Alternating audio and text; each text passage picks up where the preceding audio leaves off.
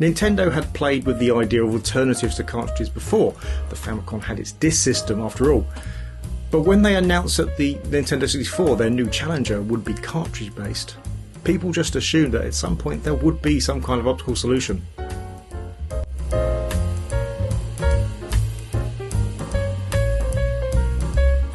The Nintendo 64 was the follow-up to the massively successful Super Famicom, Super Nintendo depending where you are, but the market it entered was very different to its predecessors. Sony had entered the market and made both 3D and CD storage the norm. Sega had also released their own CD-based console in the Saturn. All eyes were on Nintendo with the assumption that they would follow what had become now the standard. Nintendo, as it often does, surprised the market at large. They announced that the N64 would continue to be cartridge-based, eschewing CDs. In hindsight, the decision wasn't that odd. Nintendo had suffered from piracy and felt that CDs could only make the situation worse. The problem was, of course, that there were a lot of benefits to using CDs. CD duplication was vastly cheaper than cartridge production. It was also far faster. This gave it the double whammy of being able to release more copies of a game for a far cheaper overall cost and therefore more profit. CDs also allowed easy use of streaming music, meaning background music could be far more extravagant for very little processing overhead. And an average CD could hold a lot more than even the largest cartridges available at the time. And with the price of silicon chips, that was unlikely to change in the near future. Not that there weren't any benefits to using cartridges. They were instant access, none of the load times of CD. You could add battery backed up memory to save games on the cartridge themselves rather than relying on other storage mediums like the internal console memory or memory cards. But the benefits of CDs far outweighed these few drawbacks. Developers were not particularly happy with Nintendo's choice of medium. The price of creating a game was far higher on the N64 than on the PlayStation or Saturn, and the number of units would be restricted due to these costs and the sheer time of production. Nintendo needed a middle ground, and in 1995 they announced that middle ground for the first time, saying it would be released in 1996. However, what happened next was a series of delays. In 1996, the unit was seen for the first time at a trade show. This also allowed developers to get their first real information, some travelling from other countries just for this opportunity. They announced the launch would happen in 1997. In 1997, they announced that the delivery date had moved to early 1998. Finally, the final delay was announced, pushing the Japanese launch to 1999. These issues had come because Nintendo were relying on several partners to deliver the 64DD. Far from being a simple add-on, the unit would be seen as a huge improvement over the standard N64. Not only would it add an optical drive, it would also include a real-time clock, and possibly more importantly, it would be part of an online service called RandNet. Nintendo partnered with a Japanese company called Recruit to make this new internet offering. Hence the name, it stands for Recruit and Nintendo Network, RandNet. Originally, Nintendo had hoped to use ST Giga, the company that had provided the online services for the Super Famicom's Satellaview service. But issues resulted in Nintendo severing their ties with this company.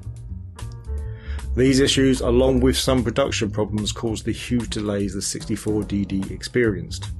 Nintendo also changed their sales method for the 64DD at this time. It was decided that owners would be required to sign up to the RandNet service. To ensure this happened, the 64DD would only be available via mail order. Several plans were available, including rent-to-own and outright purchase. Either way, the customer would eventually own the 64DD and would be required to pay a monthly fee of around 2,500 yen and a per minute charge of 21 yen. And the only way to get games was via this online service too. So to get new games, you'd need to be subscribed. Eventually, Nintendo started releasing some games in stores too, and also eventually the units themselves. But it was too little too late. It is estimated that 15,000 64DDs were sold. This is based on the fact that the vast majority of its life you could only get a 64DD via RandNet, and RandNet only had 15,000 subscribers. In 2000, Nintendo announced that the RandNet service was going to close. and offered to buy back all units, and in 2001 it went off the air. In the end, 10 discs out of a promised 60 were released, including the bundled RANDnet title. These were Mario Artist Paint Studio, Talent Studio, Polygon Studio and Communications Kit. They were all separate titles in the Mario Artist range. Doshin the Giant, the F-Zero Expansion Kit, SimCity 64, Japan Golf Tour 64 and Doshin the Giant Tinkling Toddler Liberation Front Assemble, which is an amazing name. Those last two being the rarest of the 64DD games, and the two, well, weird enough, I haven't got. They're very hard to get hold of and very expensive when they do turn up. Right, well, I guess we need to take a look at the hardware. Right, so here we have the 64DD unit on its own. It's it's quite weighty actually, considering the size. So here we have the optical slot where we put the discs in, and there's an eject button right there to get them out again, and that's largely it. It attaches to the bottom of the N64 using this here slot, and it's got two captive nuts, like one here and one down here, that attaches it fully to the unit itself. There's no power socket, it gets all the power from the N64. This I think is for redirecting I think the modem cable, I believe. I'm not sure, I haven't tried it with modem cable so I can't tell.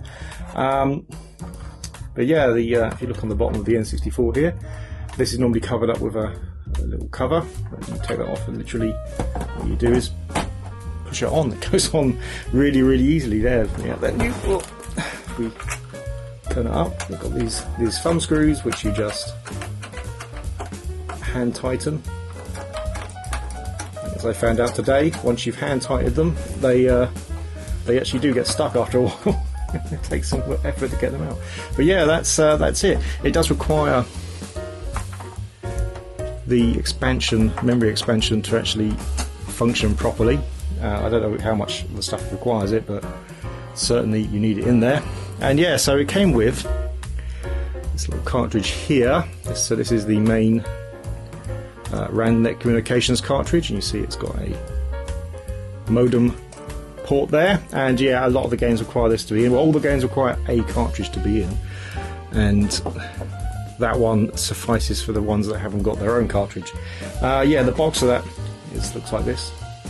You'll see it's the only thing probably in my collection that is still sealed, because there's no point opening this. It's for a service that doesn't exist, and I've already got the cartridge separately. So yeah, that is probably the only thing that's still sealed in my game collection. But the games themselves, they're kind of interesting. They come in these big boxes.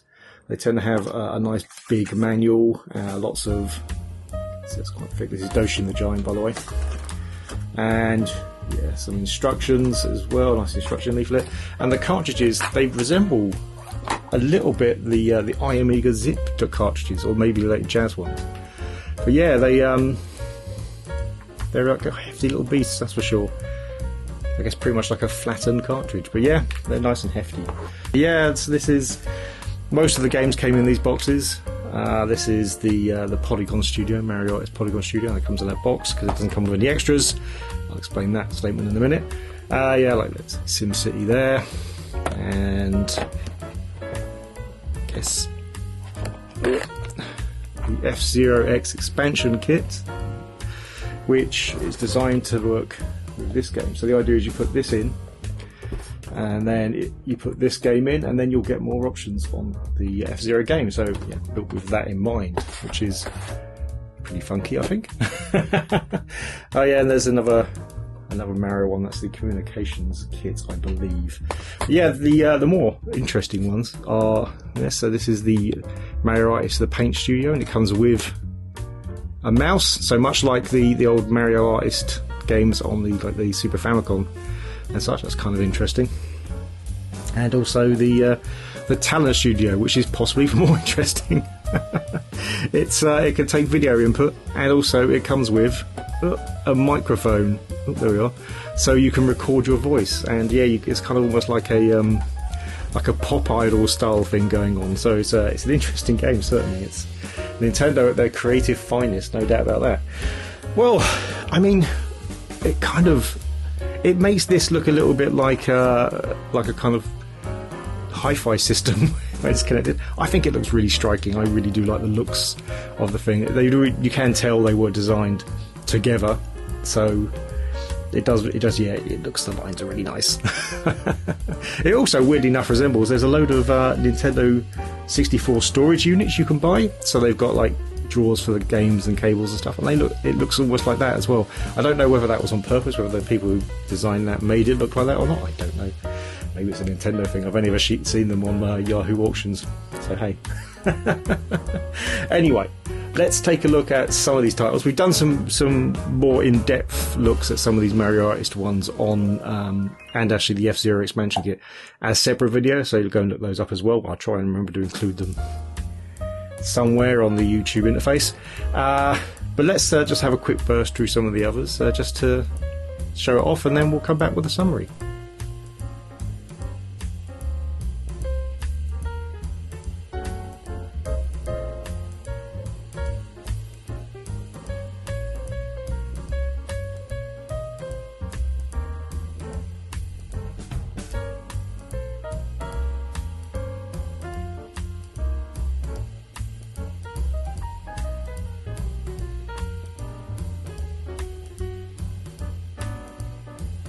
If you take the 64DD kind of at face value and compare it to CDs, it doesn't come off very well.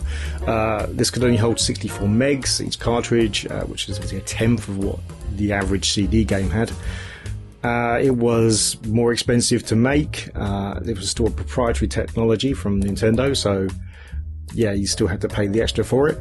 But that's kind of not what this was. When you see it as being a CD replacement, it doesn't work, but that's when you see it as being like a kind of addition to existing games. Like F-Zero is the perfect example of this. You've got the basic game which you can buy and play, and then if you've got the 64DD and the expansion kit, you get extra bits like the track editor, the car editor, and things like that. So it adds kind of extra value to the actual device, and that's, I think, what this was really intended to be, and that makes it an interesting idea. I mean, the features added things like the ability to save stuff, the real-time clock, which could be used for effects within the game to work on actual time on certain things happening on anniversaries and things like that, and also, of course, all the online features which were planned but not really implemented fully, where you would have like all of the people with 64D connected together online, and games would take advantage of that. So when you look at it like that, it makes a lot more sense, but that wasn't enough to sell it, unfortunately. Or Nintendo didn't communicate that well enough. Who knows? I mean, yeah, in the end, it only ever came out in Japan. We know that it was planned for other regions because other people have found beta versions of the US version of the 64DD, so they were planned, but they just never happened. Yeah, I don't know. I think what it was, I'm not sure it would have worked that well. You saw with the Mega CD and the 32X, they weren't hugely successful for Sega. Although they weren't massive flops either, not really. But they weren't hugely successful, so add-ons, they're always a bit ropey in the console market, so you can kind of see why Nintendo were a bit gun-shy with it. But also I think they went the wrong way with it by requiring people to have that RANDnet service, and also to buy it online, to buy mail order. I think that also slowed down the appeal for this somewhat, and developers didn't jump on board as quickly as they could have.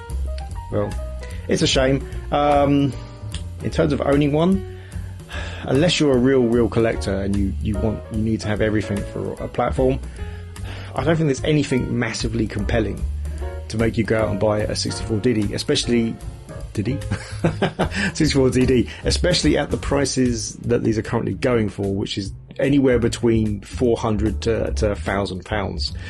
It's plainly ridiculous. And given that you'll never probably own the full collection, because the golf game and the second Doshin the Giant game are incredibly hard to get hold of and incredibly expensive when you do see them.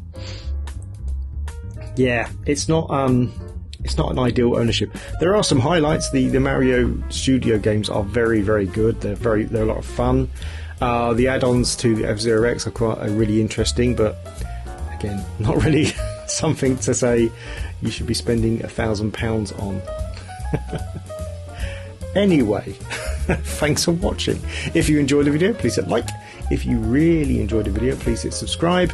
If you didn't enjoy the video or you have something else to say, then please leave it in the comments below.